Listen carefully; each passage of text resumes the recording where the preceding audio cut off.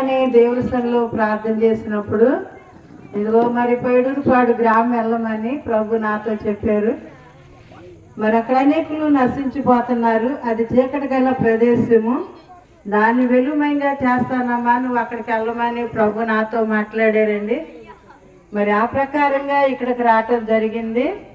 మరి మా అత్తగారు, మరి మా బావగారు, మస్తాన్ గారు, వజ్రమక్కాయి, మరి ఆ ఇంట్లోకి వచ్చాము. మేము అక్కడే ప్రార్థన స్టార్ట్ చేసాము.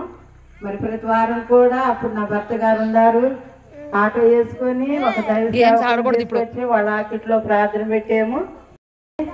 మరి ఆమె ఎక్కువ డబ్బులు ఖర్చు పెట్టి ఇక్కడ ఇదిగో ఈ ప్రోగ్రాంలన్నీ పిల్లలకి నేర్పి ఈ రీతిగా శని క్రిస్మస్ జరపడానికి ప్రభు ఎంతో గొప్ప కృప చూపుతున్నారు. దేవుని నామమున స్తోత్రాలు. కనుక మరి ప్రతిదీ కూడా మరి అప్పుడు మరి సండే స్కూల్ చెప్పడానికి పెడతానికి, విబిఎస్లు జరపడానికి అవన్నీ కూడా వాళ్ళు ఎంతో డబ్బు ఖర్చు పెట్టి యవనస్తులైన బిడ్డలను తీసుకుని ఆమె ఆటోలో వస్తూ ఇదిగో ఈ రీతిగా ఇక్కడ బిడ్డలను ప్రోత్సాహపరచాలని, ఇక్కడ సంఘాన్ని కట్టాలి, ఇదిగో సేవ జరగాలని ఎంతో ప్రోత్సాహపరుస్తూ నన్ను బలపరుస్తుంది. దేవుని నామమున స్తోత్రాలు.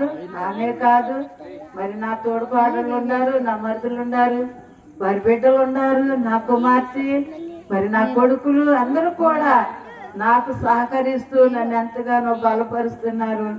ఇదంతా కూడా దేవుని కృప, దేవుని దయ, దేవుని ప్రేమేనండి. మరి లారీలు ఉండగా నేను మందిరం కడితే వాళ్ళకి లారీలు ఉండేగా అందుకే కట్టారు మందిరం అనుకుంటారు. అయితే నా భర్తతో కట్టడం దేవుని చిత్తం కాదేమో.